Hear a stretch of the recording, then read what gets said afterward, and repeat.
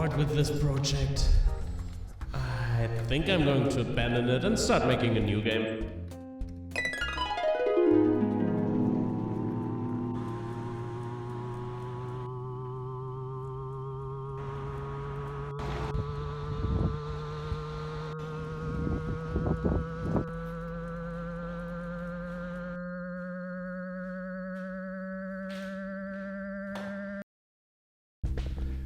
So I spent the last month making this game called Phoebe Flingelfinger.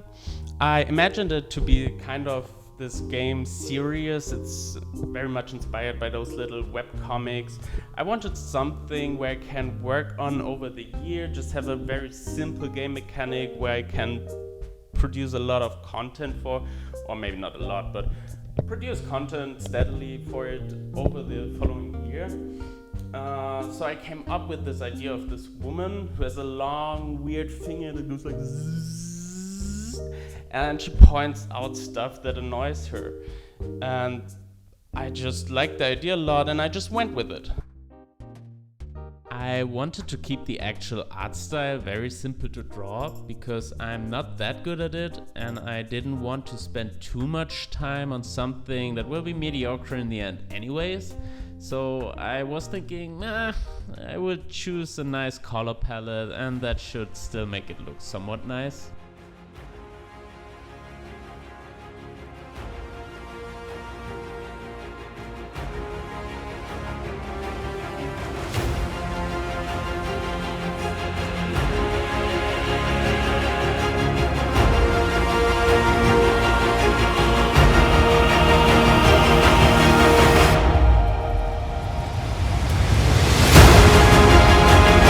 For the core mechanics, I started by making the finger move towards the mouse when you click it. I made the camera follow the finger, but only if it moves to the right, so the player would be forced to explore into that direction. And to add a bit more difficulty, I gave the finger quite some inertia, since I also wanted to have a much more crazy looping aesthetic.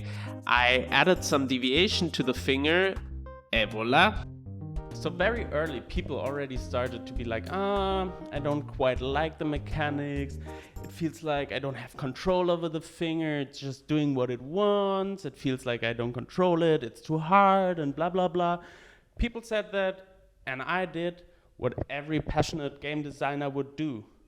I denied everything and went into full-on fight. Oh, the game is too hard for you? Well, it's supposed to be hard. Ah, you're just not a good gamer.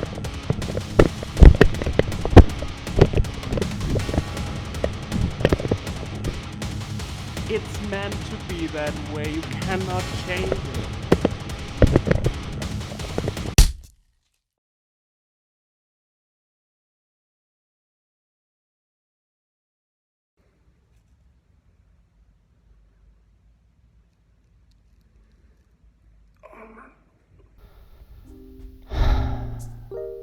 So it was obvious that I had to change something. People were just not enjoying the game. The randomness in the core mechanic made it so it felt like your input didn't matter. If something was going wrong, it was the game giving you bad luck and not your own fault. And that didn't give a great incentive to try again or maybe adjust your playstyle. It just didn't feel like you were doing something. So I took a day to experiment with the input and the movement of the finger, and in the end I came up with this idea of giving the finger a really strong force push into the direction where you clicked on. That made the controls obviously much more direct, and if something was going wrong, it was your fault. You just didn't. You just were clicking in on one spot for too long. But now I had the issue with the finger just moving in straight lines, and it didn't look like the aesthetics I envisioned in the first place. So I added this little donut thing around the finger, which was the only area where you could click on the screen.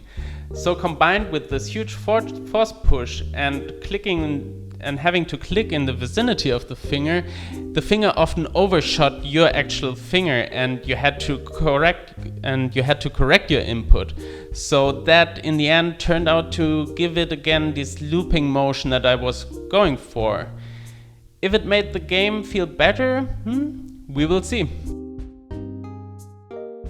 Next I had to make a trail for the finger. First I tried to just make a path of colored circles, but you really could see the individual circles. It was also really frame rate dependent and probably not really performance efficient. So instead I opted to create a mesh that acts as a trail.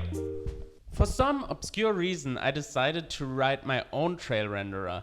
You suck, Unity! Au revoir, Jonas. I am leaving you. No, Unity, come back. Ich liebe dich. I'm nothing without you. Well, it's too late. Making one long trail, every frame of the game made it quite slow. I haven't really looked into it too much, but I suspect it's probably the time it takes for the CPU to tell the GPU, like giving it all the data to make a new mesh every frame.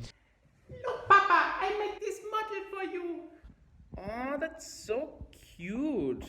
Why don't you do a bigger one? Look. Another one. Do it again.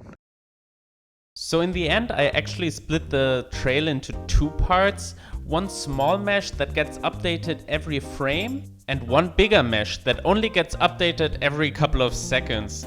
And that seemed to make the trick. So making the actual levels took me longer than I'm ready to admit. Hey Alexa, make some levels.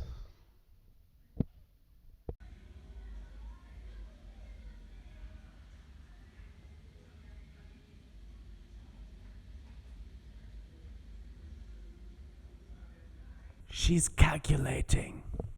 I wanted to have like something special in every level, and that really took a lot of time in the end. But in the end I was quite happy with the results. Now all that was left for me to do was making a menu, slap some Patreon advertisement on it, and upload this bad girl. Thank you so much for watching this little devlog of mine. I hope you enjoyed the video. If you want to play Phoebe Flingelfinger, you can play it in the browser. A link is down in the description. It would be cool of you if you could play it, tell me a bit how you liked it, give me some feedback, you know. Also, like this video, subscribe to my channel. I really enjoyed making this kind of funny devlog type, and I want to make more of these videos in the coming months.